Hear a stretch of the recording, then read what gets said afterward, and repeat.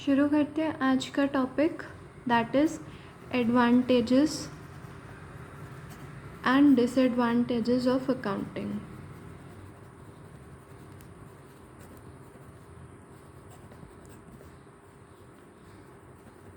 Advantages क्या होते हैं?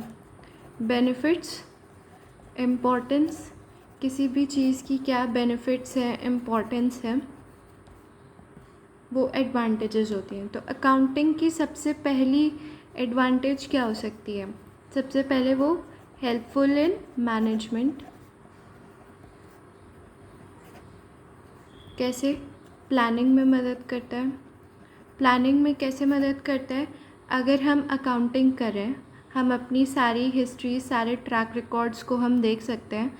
हमें दिख रहा है कि अगर प्रॉफिट हो रहा है तो हम उसे और कैसे ज़्यादा इंक्रीज़ कर सकते हैं, अपनी क्या क्या स्ट्रैटेजीज़ है जिसे हम रिवाइज़ कर सकते हैं।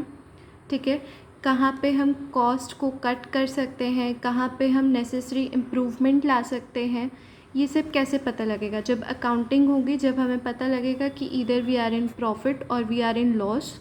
ठीक है, तो उससे हम क्या कर सकते हैं, आगे की चीज़ प्लान कर सकते हैं कि हमें अपनी स्ट्रैटेजीज़ को कैसे रिवाइज़ करना है। नेक्स्ट, डिसीजन मेकिंग में हेल्पफुल है। डिसीजन मेकिंग, जैसे अभी कॉस्ट कट करने को हम कह रहे हैं, तो अगर हमें लॉस हो रहा हो, ठीक है, तो हम ये देखेंगे कि कहाँ हम कॉस्ट कटिंग कर सकते हैं, इतना कि we reach at the point of break even, we reach at the point of profit. कैसे? कॉस्ट कटिंग एक स्ट्रैटेजी है, हम और भी स्ट्रैटेजीज़ अपना सकते हैं देख के कि कहाँ से हमें प्रॉफिट हो या we do not go in loss. Next, helps in controlling. Controlling, how controlling? अगर वी आर सीइंग कि हमें दिख रहा है कि we are not in a good financial position, तो हम क्या करेंगे कि अपने एक्शंस को या जो भी ऑपरेशंस हैं उन्हें हम किस तरह कंट्रोल कर सकते हैं ताकि हम लॉस मेकिंग कंपनी ना हो। ठीक है, तो ये एक एडवांटेज है अकाउंटिंग की जो हमें इन चीज़ों में मदद करता है। सेकंड, हम क्या कह सकते हैं, it provides complete and systematic record. Complete and systematic record, ये हमने ऑब्जेक्टिव में भी पढ़ा था कि it is the objective of accounting. ठीक है, ये हमें क्या देता है, हमारे ट्रांजैक्शंस के, बिजनेस ट्रांजैक्शंस की पूरी हिस्ट्री। ठीक है, हमने किस दिन क्या काम किया, किस दिन क्या काम किया, ये हमें पूरी overall a month, over a year, ठीक है, या फिर different years we can compare. Next क्या हो सकता है, information regarding profit and loss.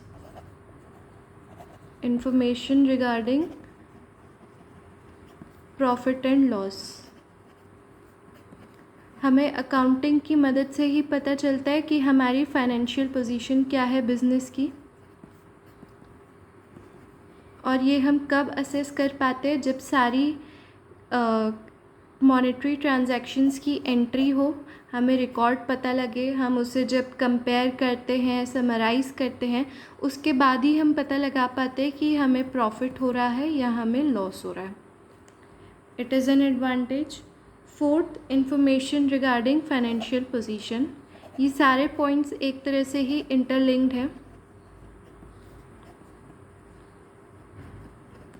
Financial position, हमारे बिजनेस की फाइनेंशियल पोजीशन क्या है, ये हमें कैसे पता लगेगी? जब हम क्या असर्टेन करते हैं, प्रॉफिट या लॉस असर्टेन करते हैं कि हमारी जो बिज़नेस की जो भी फाइनेंशियल पोजीशन है, क्या वो इंक्रीजिंग प्रॉफिट्स की तरफ है या फिर उसकी सिचुएशन धीरे धीरे डिक्लाइन होती जा रही है।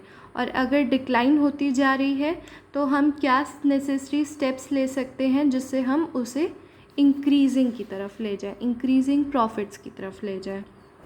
नेक्स्ट क्या है, enables comparative study. Comparative study हम किसकी करेंगे? फाइनेंशियल स्टेटमेंट्स की कर सकते हैं, ठीक है, जिससे हमें ये पता लगे कि ओवर अ मंथ एक्सपेंसेस कितने हुए, ठीक है, या फिर ओवर द ईयर्स हमारे एक्सपेंसेस में या फिर रेवेन्यूज़ में क्या चेंजेस आए। ये हम कैसे कर सकते हैं? With the help of accounting. Next क्या है? Helpful in assessment of tax liability. Assessment of tax liability. Tax हमें किसको पे करना होता है? गवर्नमेंट को, ठीक है, according to certified instructions. Accounting हमें इसमें कैसे मदद करता है? Either we are in profit और we are in loss. If we are in profit तो हमें क्या एक सर्टेन लिमिट होती है जिसके अकॉर्डिंग हमें टैक्स पे करना होता है, तो वो हमें कैसे पता लगेगा हम प्रॉफिट में हैं या लॉस में? अकाउंटिंग की हेल्प से। तो इट इज़ एन एडवांटेज कि ये हमें बताता है कि हमें हमारी टैक्स की लायबिलिटी, हमारा टैक्स पेबल कितना है। नेक्स्ट क्या हो सकता है? Evidence in legal matters. अगर हमारा कोई भी लीगल मैटर है या कोई भी लीगल डिस्प्यूट है, तो अगर हमारे अकाउंट्स जो है प्रॉपरली मेंटेन होंगे तो it will be an added advantage कि हमें सारे एविडेंस, सारे प्रूफ्स जुटाने नहीं पड़ेंगे, वो पहले से इट इज़ ऑल विजिबल और क्लियर क्रिस्टल, ठीक है। नेक्स्ट एडवांटेज क्या हो सकता है? Helpful in partnership accounts. आगे चल के अगर हम अपने बिज़नेस को पार्टनरशिप की ओर ले जा रहे हैं तो at the time of admission या फिर कोई नया पार्टनर आ रहा है, एडमिशन ऑफ न्यू पार्टनर, या रिटायरमेंट ले रहा है कोई पार्टनर, या कोई इंसॉल्वेंट हो गया या किसी पार्टनर की डेथ हो गई, तो उस टाइम पे अकाउंट्स क्या है? एक पूरा हिस्ट्री, पूरी पास्ट ट्रांजैक्शंस, हर चीज़ हमें कैसे शो करता है? एज मतलब एक तरह से एविडेंस और प्रूफ के तौर पे वो चीज़ें हमारे पास रहती हैं, जिसकी वजह से कोई भी मिस्टेक, मिसकैलकुलेशन या फ्रॉड नहीं हो सकता। ये सब नहीं हो सकते।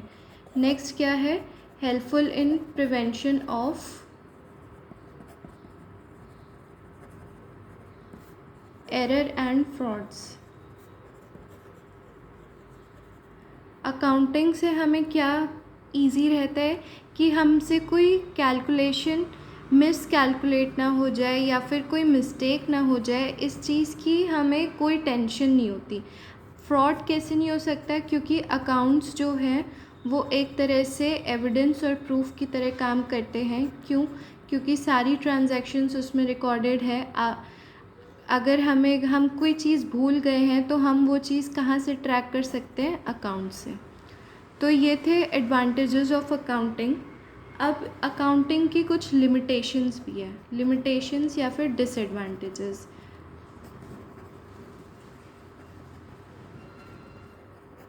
क्या डिसएडवांटेजेस हो सकते हैं अकाउंटिंग के? सबसे पहले कि इनकम्प्लीट इंफॉर्मेशन।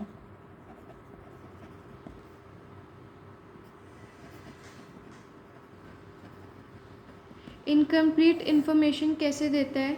ये प्रॉफिट एंड लॉस किसका बताता है? We get for an year, हमें एक साल का ही प्रॉफिट एंड लॉस पता लगता है, बट जो एक्चुअल प्रॉफिट एंड लॉस होता है वो हमें तभी पता लग सकता है जब बिज़नेस क्लोज डाउन हो रहा हो, जब बिज़नेस बंद हो रहा हो, तो उसके बाद ही हमें एक्चुअल प्रॉफिट एंड लॉस पता लग पाता है, ठीक है। नेक्स्ट लिमिटेशन क्या हो सकता है? Unsuitable for forecasting.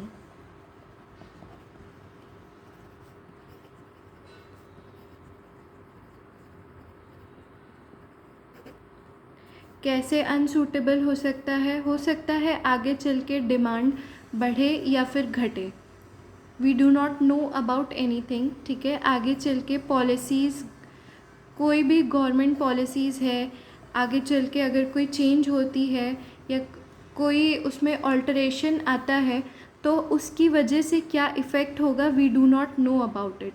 ठीक है, तो इसकी वजह से अगर हम सिर्फ अकाउंटिंग को लेके अगर हम फोरकास्टिंग करें तो आगे के लिए, तो it is not we can not properly rely, हम उस पर पूरी तरीके से निर्भर नहीं रह सकते। ठीक है, थर्ड क्या हो सकती है, बेस्ड ऑन हिस्टोरिकल कॉस्ट। आगे चल के हम पढ़ेंगे कि अकाउंटिंग के कुछ प्रिंसिपल्स होते हैं, उसी में एक प्रिंसिपल ये होता है, बेस्ड ऑन हिस्टोरिकल कॉस्ट पे ही एक प्रिंसिपल है, जिसमें क्या होता है कि हम कोई भी असेट परचेज़ कर रहे हैं तो हमें वो किस वैल्यू पे लिखना होता है जिस पे हमने उसे ख़रीदा हो, ना कि आज की जो मार्केट वैल्यू है उसकी, मार्केट में आज की डेट में क्या वैल्यू है हम इस पे रिकॉर्ड नहीं करते। हम किस पे रिकॉर्ड करते हैं कि जिस टाइम हमने उसे परचेज़ किया था उस टाइम उसकी क्या कॉस्ट थी, हम उस पे उसे रिकॉर्ड करते हैं।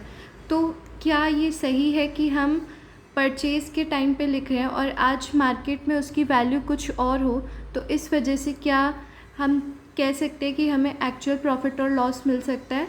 नहीं, क्योंकि आज के टाइम पे क्या पता उसकी वैल्यू बढ़ी हो या घटी हो, हमें नहीं पता। तो इस वजह से profit and loss properly ascertain नहीं किया जा सकता। फिर based on some accounting concepts and conventions,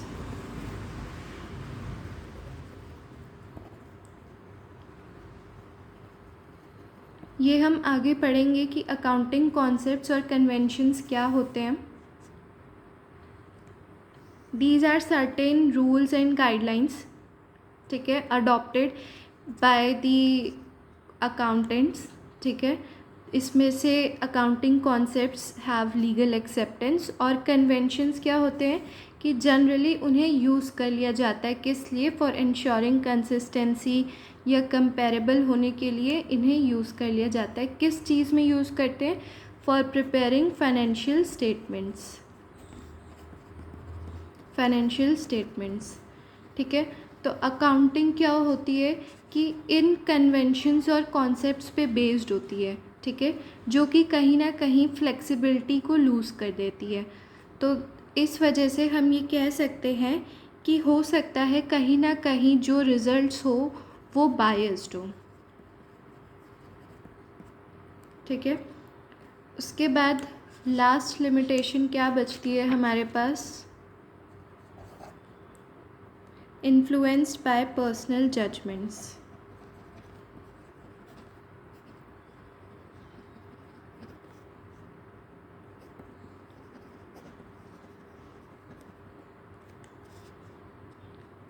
accounting personal judgement से भी इन्फ्लुएंस हो सकती है। कैसे हो सकती है? कि अगर हम चाहे, there are various methods, for example जैसे डेप्रिसिएशन का, तो अगर हम चाह रहे हैं कि हम उसमें स्ट्रेट लाइन मेथड लगाएं, हम डेप्रिसिएशन चार्ज करने के लिए किसी एसेट पे स्ट्रेट लाइन मेथड लगा रहे हैं, इससे बेटर डिस्क्लोजर हमें किस में मिल सकता है? रिटन डाउन वैल्यू मेथड में। तो हो सकता है कि कहीं ना कहीं जो पर्सनल जजमेंट है उसकी वजह से क्या हो, रिजल्ट्स बायस्ड हो जाए। रिटन डाउन वैल्यू मेथड हो सकता है कहीं ना कहीं रिजल्ट्स बायस्ड हो जाए। तो this is all about limitations of accounting.